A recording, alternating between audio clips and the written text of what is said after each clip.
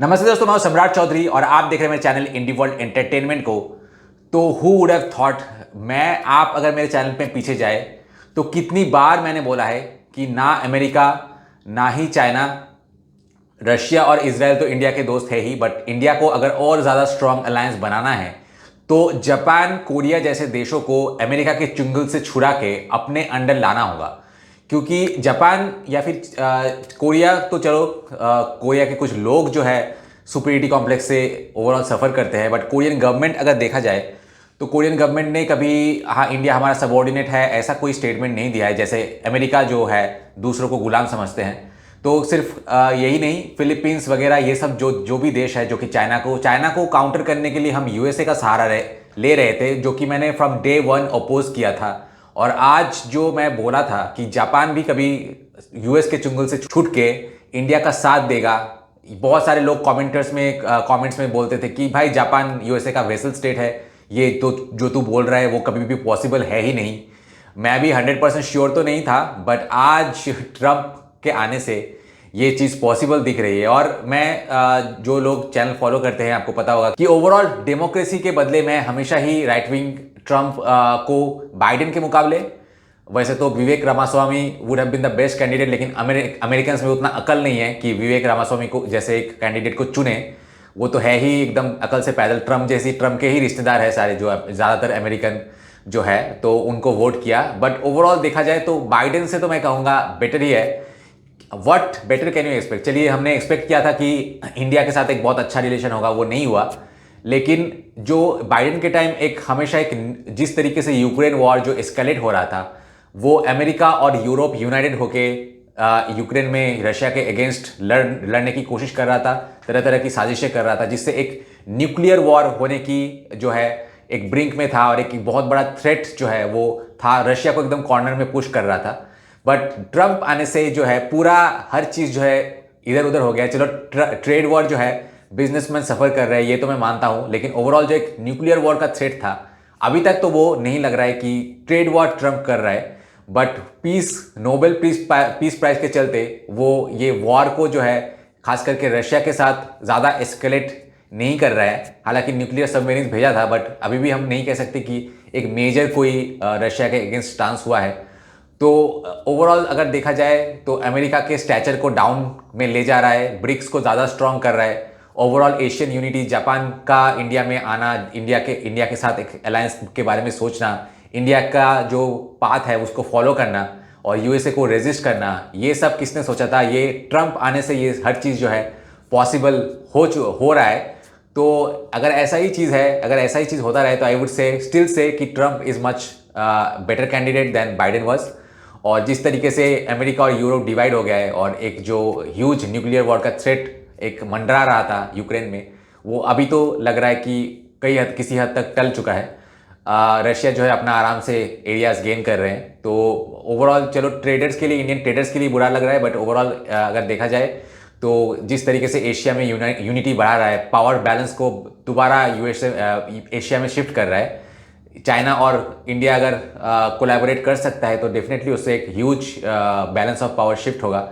But again कि China को tackle अगर हमें करना है तो हमेशा चाइना के दुश्मन से, जिस तरीके से चाइना ने पाकिस्तान के रिलेशन को नहीं छोड़ा है, उसी तरीके से हमें वियतनाम, फिलीपींस, जापान, इनके साथ एक बहुत अच्छा रिश्ता बना के मतलब beside making a good relation with China, हमें इन सारे देशों को भी अपने कैंप में लेना चाहिए। और ओवरऑल इक्वल पोजीशन में, India never believes in ruling और other people, India never considers other nation as its subordinate. इस यही चीज़ में हम डिफरेंस है अमेरिका से। तो ओवरऑल आशा है कि ये जो एक बैलेंस ऑफ पावर है, तो ट्रम्प का जो ये इफेक्ट है इसी तरीके से कंटिन्यू होता रहे। अपने बेवकूफ़ी से, अपने गधेपन से ट्रम्प जो है नीचे, यूएसए को नीचे गिराते रहे, और मागा जो है मेक एशिया ग्रेट अगेन वो पॉसिबल कर पाए और डॉलर को डिवैल्यू कर पाए। तो जैसे कि मेरा एक दो चीज़ हकीकत में बदल गया कि इंडिया जापान की अलायंस अगेंस्ट यूएसए, जो चीज़ बहुत किसी ने सोचा नहीं था वो हकीकत में बदलता जा रहा है। तो दूसरे भी ये जो चीज़ है, मेरे प्रेडिक्शंस है, अगर ये भी हकीकत में बदलता है, that would have been a great thing. तो एक्सपेक्ट करते हैं कि पॉजिटिव कुछ हो। फिलहाल हम जापानीज़ मीडिया से देखते हैं रिपोर्ट क्या है कि ओवरऑल मोदी जी की विजिट वहाँ पे कैसे एक्सपेक्ट किया जा रहा है। नॉर्मली तो आपको दूसरे चैनल में सिर्फ ओवरऑल एक जो है एजम्पशन और एक जियोपॉलिटिकल रिपोर्ट मिलेगा, लेकिन मैं हूं जो कि आपको प्रॉपर जापानीज मीडिया और लोगों की क्या रिएक्शन है इसको लेके वो आपको दिखाता हूं। तो let's start the video.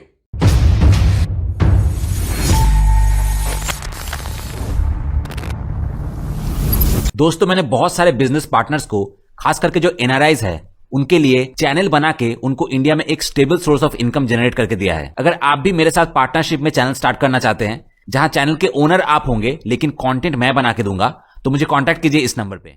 By the way, मेरे पहले एसएमएस शॉर्ट फिल्म की हिंदी डब वर्जन आ चुकी है।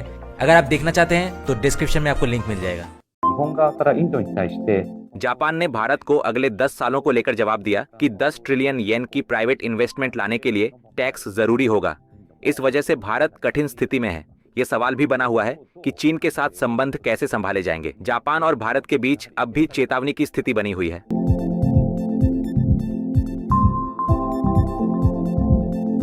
मैं इशिहारा ताकाशी हूँ, नई दिल्ली में डायरेक्टर। कृपया इशिहारा सान की ओर देखें। बहुत बहुत धन्यवाद। भारत के प्रधानमंत्री मोदी जापान आ चुके हैं और प्रधानमंत्री इशिबाशी के साथ बैठक करेंगे। वे क्या चर्चा करेंगे? हाँ, भारत के प्रधानमंत्री मोदी 29 और 30 तारीख को जापान का दौरा करेंगे। उनका स्केड्यूल्ड प्रधानमंत्री इशी से मुलाकात करने का है। वे कई क्षेत्रों पर चर्चा करेंगे, लेकिन सबसे बड़ा मुद्दा होगा जापान का भारत में भविष्य का निवेश। अगले 10 वर्षों में जापान का लक्ष्य 10 ट्रिलियन येन का प्राइवेट सेक्टर इन्वेस्टमेंट करना है। ये जापानी सरकार की सीधी मदद नहीं है और न ही यह मुफ्त में दी जाने वाली राशि है, बल्कि इसका मतलब है कि जापानी कंपनियां भारत के बड़े बाजार को देखते हुए निजी निवेश में आगे बढ़ेंगी। ऐसे निवेश न केवल भारत के बाजार में अवसर बढ़ाएंगे, बल्कि जापानी कंपनियों के लिए भी लाभदायक होंगे। वर्ष 2022 में जब प्रधानमंत्री किशिदा भारत आए थे, तब जापान ने पब्लिक और प्राइवेट सेक्टर से मिलकर लगभग 5 ट्रिलियन येन के प्राइवेट सेक्टर इन्वेस्टमेंट्स का वादा किया था और केवल 5 साल में वह लक्ष्य लगभग पूरा होने के करीब है। इसीलिए इस बार जापान ये दिखाना चाहता है कि उसका ध्यान भारत पर बना हुआ है और उसने एक नया लक्ष्य रखा है, अगले 10 वर्षों में 10 ट्रिलियन येन का निजी निवेश हासिल करना। インドの重視しているということを示す上で、改めてまた10年間で10兆円という目標が掲げられる予定になっています。 यह अब आर्थिक सुरक्षा के क्षेत्र तक भी बढ़ गया है। उदाहरण के लिए सेमीकंडक्टर, कम्युनिकेशंस और एआई जैसे क्षेत्रों में सहयोग पर विचार किया जा रहा है। जापान ने पहले ही भारत के साथ सुरक्षा सहयोग की घोषणा की थी और भविष्य में इसे और मजबूत करने की योजना है। कुछ मुद्दों की समीक्षा के लिए भी बातचीत चल रही है। आगे चलकर जापान और Bharat defence equipments, technology transfer और जापान की सेल्फ डिफेंस फोर्स तथा इंडियन मिलिट्री के ज्वाइंट ट्रेनिंग में सहयोग को बढ़ाने की उम्मीद रखते हैं। इन प्रयासों को भविष्य में और विस्तारित करने की योजना है। एक और महत्वपूर्ण पहलू है people to people exchange. Japan और भारत दोनों देशों के बीच काम करने वाले लोगों, इंटरनेशनल स्टूडेंट्स और रिसर्चर्स की संख्या बढ़ाना चाहते हैं। ये कदम भी भविष्य के सहयोग में शामिल किए जा रहे हैं। 交流という意味でもですね、日本とインド、お互いにその働く人を増やしたり、留学生を増やしたり、研究員を増やしたりとかですね、そういった動きっていうのも進めていこうと。 इसमें स्किल ट्रेनिंग और स्पेसिफिक स्किल्स जैसे कार्यक्रम भी शामिल हैं। उदाहरण के लिए जापान इन कार्यक्रमों का उपयोग करके होटलों और नर्सिंग होम्स में काम करने वाले भारतीयों की संख्या बढ़ाना चाहता है। एक और बड़ा प्रोजेक्ट वेस्टर्न इंडिया के अहमदाबाद और मुंबई के बीच लगभग 500 किलोमीटर लंबी हाई स्पीड रेलवे है, जिसमें जापान की शिंकानसेन तकनीक का उपयोग किया जा रहा है। इस शिखर सम्मेलन में नए ट्रेनों पर भी चर्चा होने की संभावना है, खासकर जेआर ईस्ट द्वारा विकसित किए जा रहे लेटेस्ट मॉडलों पर, जिन्हें भारत में भी लागू करने की योजना है। दरअसल प्रधानमंत्री इशी और प्रधानमंत्री मोदी का कार्यक्रम टोक्यो से मियागी प्रीफेक्चर तक तोहोकू शिंकानसेन से यात्रा करने का भी है। औपचारिक बातचीत के अलावा यह उम्मीद की जा रही है कि दोनों नेता मंच के बाहर भी खुलकर अनौपचारिक बातचीत करेंगे। いうことも予定されていまして、フォーマルなその会談の場以外でも、もう少しフランクな会話っていうのも2人の中で進められるということになっています。 तो ये बैठक जापान के लिए क्या मायने रखती है? 日本としてはですね、 जापान के लिए यह सिर्फ भारत के साथ संबंध बनाए रखने की बात नहीं है, बल्कि उन्हें और आगे ले जाने और गहरा करने की बात है। भारत की आबादी अब 1.4 बिलियन हो चुकी है, जो इसे एक विशाल बाजार बनाती है। स्वाभाविक है कि जापानी कंपनियों की भारत में दिलचस्पी लगातार बढ़ रही है। जापान की अपनी आबादी घट रही है, जिससे भविष्य में चुनौतियां आएंगी। दूसरी ओर भारत की आबादी 2060 के शुरुआती दशक तक बढ़ने की उम्मीद है, जिसका मतलब है कि वहां बहुत सारे नए बिजनेस अपॉर्चुनिटीज पैदा होंगे। इसीलिए भारत में जापान का निवेश न केवल भारत की वृद्धि में मदद करेगा, बल्कि जापानी लोगों और कंपनियों के लिए भी मुनाफा लाएगा। इसके अलावा जापान और भारत दोनों की चीन को लेकर चिंताएं समान हैं। सवाल यह है कि चीन के साथ संबंधों को कैसे संभाला जाए, लेकिन दोनों देशों की सोच कई मामलों में मिलती जुलती है। चीन की मजबूत आर्थिक और सैन्य शक्ति को देखते हुए जापान और भारत दोनों सतर्क रहते हैं। मोरोवर, दोनों देश मिलकर काम करना जारी रखेंगे और यह साफ है कि जापान भारत के साथ अपने संबंधों को बहुत महत्व देता है। こうということで、日本としてもインドを重視しているというふうに言えます。インドにとっての भारत के लिए इस कदम का उद्देश्य क्या है? インドとしてはですね、まず日本 भारत के लिए सबसे पहले जापान की एक्सेलेंट टेक्नोलॉजिकल कैपेबिलिटीज है और भारत जापान से लगातार निवेश और जापानी कंपनियों के आने का स्वागत करता है। शिंकानसेन परियोजना इसका उदाहरण है, जहां अभी एक लाइन पर निर्माण चल रहा है, लेकिन भविष्य में भारत का लक्ष्य हाई स्पीड रेलवे तकनीक को और बड़े शहरों तक फैलाना है। इस दृष्टि से जापान के साथ संबंध गहराने से भारत को भी लाभ होगा। चूंकि भारत चीन से भी सतर्क है, इसीलिए जापान के साथ सहयोग और भी महत्वपूर्ण हो जाता है। 警戒するという向きはありますので、そういった意味でもやはり日本との協力っていうのは欠かせないというふうに考えています。 भारत और अन्य देशों के बीच संबंधों के बारे में क्या कहेंगे? まずですね、モディ首相は日本を訪れた後に、中国に訪問することになっています。 सबसे पहले जापान की यात्रा के बाद प्रधानमंत्री मोदी चीन का दौरा करेंगे। शंघाई में शेंघाई कोऑपरेशन ऑर्गेनाइजेशन नामक एक अंतर्राष्ट्रीय सम्मेलन हो रहा है, जिसमें भारत भी भाग ले रहा है। हालांकि भारत और चीन के संबंध तनावपूर्ण बने हुए हैं। 2020 में सीमा पर दोनों देशों की सुरक्षा बलों की झड़प के बाद रिश्ते और बिगड़ गए। उसके बाद भारत ने टिकटॉक जैसे ऐप्स पर बैन लगाया और चीनी कंपनियों के निवेश को भी सीमित किया। पिछले साल लगभग 5 साल बाद प्रधानमंत्री मोदी ने चीन के राष्ट्रपति से मुलाकात की, जिससे रिश्तों में सुधार की हल्की किरण दिखी। चीन की यह यात्रा मोदी की लगभग 7 साल बाद होने जा रही है। फिर भी इंडियन गवर्नमेंट ऑफिशियल्स का कहना है कि भारत को चीन की तुलना में जापान के साथ रिश्ते अधिक सहज लगते हैं।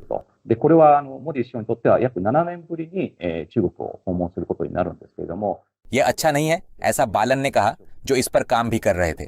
इस बार चूंकि अंतर्राष्ट्रीय सम्मेलन की मेजबानी चीन कर रहा है, जापान यह सुनिश्चित करना चाहता है कि यह छवि न बने कि वह चीन की ओर झुक रहा है, और ऐसा दृष्टिकोण भी मौजूद है। चीन के अलावा भारत पिछले 20 से अधिक वर्षों से अमेरिका के साथ अपने संबंध मजबूत कर रहा है, लेकिन राष्ट्रपति ट्रंप ने ऊंचे टैरिफ लगाई, जिससे भारत के लिए भी समस्याएं पैदा हुई। उन्होंने 50% टैक्स लगाने की बात भी कही, खासकर क्योंकि भारत रूस से कच्चा तेल और हथियार खरीदता है, जिसका मतलब एक्स्ट्रा टैक्सेस भी हो सकता है। ऐसी स्थिति में जब मई में भारत और पाकिस्तान के बीच तनाव हुआ, तो राष्ट्रपति ट्रंप ने दावा किया कि उन्होंने वॉर को रोकने के लिए सफलतापूर्वक मीडिएशन की। लेकिन भारत किसी दूसरे देश से आने वाले ऐसे दावों को इनकार कर रहा है। 自分が仲介したんだということを主張しているんですけども、これもインドにとっては他の国の関与っていうのは認めたくないので、 और अमेरिका के संदर्भ में कुछ चिंताएं हैं। दूसरी ओर भारत का अमेरिका से संबंध उन आईटी कंपनियों से भी जुड़ा है जिनका पहले जिक्र किया गया। अमेरिकी कंपनियां भारत में लगातार विस्तार कर रही हैं, और चूंकि दोनों ही देश चीन से सावधान रहते हैं, इसीलिए बहुत लोग मानते हैं कि यह साझेदारी लंबे समय में और गहरी होगी। भारत के लिए एक और अहम देश रूस है। यूक्रेन वॉर के बाद भी भारत रूस से बड़ी मात्रा में कच्चा तेल खरीदता रहा है। यह संबंध सोवियत काल से है, जब सोवियत संघ ने पाकिस्तान के साथ संघर्षों के दौरान भारत का समर्थन किया था। वही ऐतिहासिक विश्वास आज भी इस रिश्ते को प्रभावित करता है। आज अमेरिका भारत से कह रहा है कि रूस से तेल मत खरीदो, लेकिन भारत में बहुत से लोग मानते हैं कि रूस को छोड़ना असंभव है, क्योंकि ऐसा करना पुराने दोस्त से विश्वासघात जैसा होगा। इसीलिए जबकि अमेरिका, जापान और अन्य देश रूस पर सैंक्शंस लगाते हैं, भारत का रूस से रिश्ता अलग है और इसे खास कहा जा सकता है। ちょっとそれとはやはり関係性がインドは違うのかなというふうに言えます。 インドの国 भारत में वर्तमान स्थिति क्या है? インドはですね、現在 भारत अब दुनिया का सबसे अधिक जनसंख्या वाला देश बन गया है, जिसने 2023 में चीन को पीछे छोड़ दिया, और इसकी आबादी 1.4 बिलियन से अधिक है। आज भी हर दिन लगभग 10,000 बच्चे पैदा होते हैं, जबकि जापान में पूरे साल में केवल लगभग 7 लाख बच्चे पैदा होते हैं। चुनौतियों के बावजूद भारत एक बड़ी ताकत बन चुका है। इसकी इकोनॉमिक ग्रोथ दुनिया में सबसे ऊंची है, लगभग 6% प्रति वर्ष। IMF ने प्रिडिक्शन किया था कि 2025 तक भारत का जीडीपी जापान को पीछे छोड़कर दुनिया की चौथी सबसे बड़ी अर्थव्यवस्था बन जाएगा, अमेरिका, चीन और जर्मनी के बाद। इसका मतलब है कि भारत एक ग्लोबल इकोनॉमिक पावर हाउस बन रहा है और 2020 के दशक के अंत तक और भी मजबूत होगा। साथ ही भारत IT सेक्टर में ह्यूमन रिसोर्सेज के विकास पर भी ध्यान केंद्रित कर रहा है। に言われています。インドはですね、IT の人材の育成というのも力を入れています。人気の職種という意味でも、 भारत में IT सबसे लोकप्रिय फील्ड्स में से एक है। बहुत से युवा इस फील्ड में करियर बनाना चाहते हैं। गूगल और माइक्रोसॉफ्ट जैसी बड़ी अमेरिकी कंपनियों में भारतीय कर्मचारियों की संख्या काफी अधिक है। वास्तव में अगर उनके स्टाफ को देखा जाए तो लगभग आधे इंडियंस हो सकते हैं। कई भारतीय युवा अमेरिका की कंपनियों में काम करना पसंद करते हैं क्योंकि वहां उन्हें बेहतर इनकम मिलती है। यही कारण है कि IT करियर बहुत लोकप्रिय हो गया है। भारत की यूनिवर्सिटीज में भी कंप्यूटर साइंस, AI और अन्य IT क्षेत्रों में एडवांस्ड स्टडीज की सुविधा है, जिससे यह छात्रों के लिए और भी आकर्षक बन गया है। 大学の中でコンピューターサイエンスとかAI とかですね、そういった IT 系の学問を学ぶという、そういった大学の専攻っていうのは人気になっています。 भारत तेजी से बढ़ रहा है, लेकिन क्या कोई चिंताएं हैं? まず一つはですね、国内の格差っていうのがですね、どうしても広がってしまっているということがあります。 दूसरे शब्दों में उस देश में अंतर अनिवार्य रूप से बढ़ रहा है। पूरी अर्थव्यवस्था के रूप में कहा जाता है कि यह जापान को पार कर लेगा। पर कैपिटा जीडीपी सालाना लगभग $2,600 बताई जाती है। इसीलिए देश के भीतर भी बहुत से लोगों की केवल छोटी आय है। मैं वर्तमान में राजधानी नई दिल्ली में रहता हूँ। खैर, मैं अन्य क्षेत्रों या शहरों में भी जाता हूँ, लेकिन जब कारें गुजरती हैं तो लोग भीख मांगते हैं।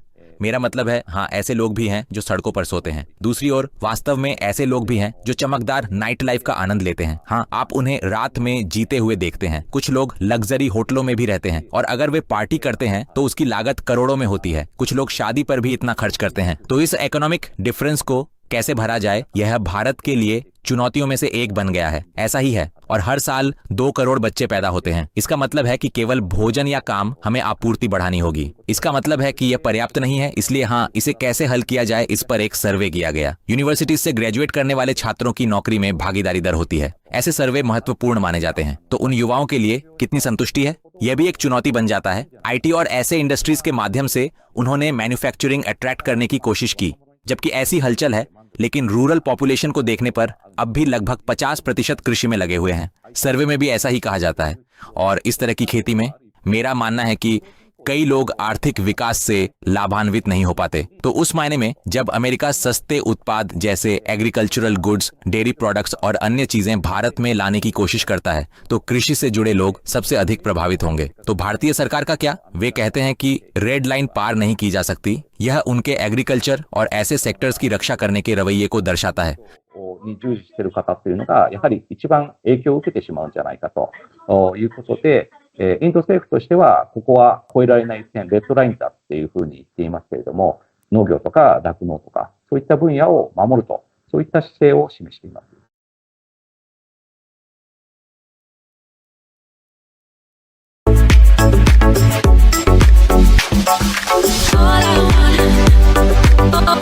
कमेंट्स में यूजर EQ8 ने लिखा है कि भारत शायद ट्रंप के टैरिफ से जूझ रहा है, इसीलिए मेरा मानना है कि जापान को उनसे संपर्क करना चाहिए और कुछ सहयोग देना चाहिए, खासकर चीन को ध्यान में रखते हुए।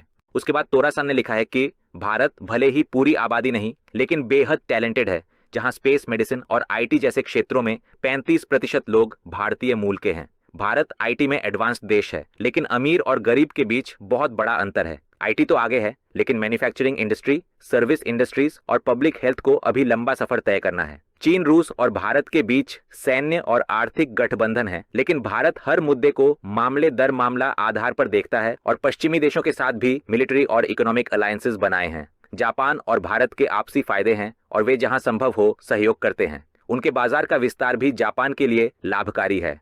उसके बाद मार्शल डीकेन ने लिखा है, उस देश में निवेश क्यों करना चाहिए जिसके GDP ने इस साल जापान को पार कर लिया माना जा रहा है। इसके जवाब में लिखा है कि असल में यही तो कारण है कि भारत में निवेश करना जापान के लिए फायदेमंद है। जब कोई देश तेजी से आगे बढ़ता है तो वह बाजार भी मजबूत बनता है और कंपनियों के लिए मुनाफे के ज्यादा अवसर पैदा होते हैं। इसीलिए जापान और भारत दोनों को इसका लाभ मिलेगा। एक बात और, भारत अमेरिका को पीछे छोड़ 2030 तक दुनिया का दूसरा सबसे बड़ा बाजार बन जाएगा। नेक्स्ट अवनेको ने लिखा है कि मैंने सुना है कि भारत में मजदूरों की कमी है और कई हाईली एजुकेटेड लोग काम नहीं पा रहे हैं। क्या इसका मतलब यह नहीं कि उन्होंने कभी सही ढंग से काम ही नहीं किया? भले ही शिक्षा का स्तर ऊंचा हो, फिर भी यह स्पष्ट नहीं कि वे किसी कंपनी की वर्कफोर्स में योगदान दे पाएंगे या नहीं। क्या भाषा और कल्चरल बाधाएं भी इसमें भूमिका निभाएंगी? इसके जवाब में लिखा है कि भारत के पास दुनिया की सबसे बड़ी युवा वर्कफोर्स है और अंग्रेजी बोलने वालों की संख्या भी बहुत अधिक है। स्किल डेवलपमेंट पर लगातार काम हो रहा है, इसीलिए भारत कंपनियों के लिए अभी भी बहुत उपयोगी है और आगे भी मजबूत साझेदार साबित होगा। उसके बाद नेल्सन ने लिखा है, भारत ने घोषणा की है कि वे अपने पूरे देश की रक्षा सुदर्शन चक्र से करेंगे। ये काफी पागलपन लगता है। नहीं, बल्कि यह एक ग्रैंड आइडिया है। उसके बाद JM 9981 ने लिखा है कि भविष्य में एशिया के वर्ल्ड इकोनॉमी का केंद्र बनने की अच्छी संभावना है और मुझे उम्मीद है कि इसमें चीन और भारत प्रमुख भूमिका निभाएंगे। उसके बाद YT 7683 ने लिखा है, भारतीय शेयर भले ही तेजी से बढ़ रहे हों, लेकिन वह लोकल करेंसी में है। आपको INR की मेजर करेंसीज के साथ तुलना भी देखनी चाहिए। उसके बाद यायूएस्टर ने लिखा है कि मैं भारत में फिक्स्ड डिपॉजिट में रुचि रखता हूँ।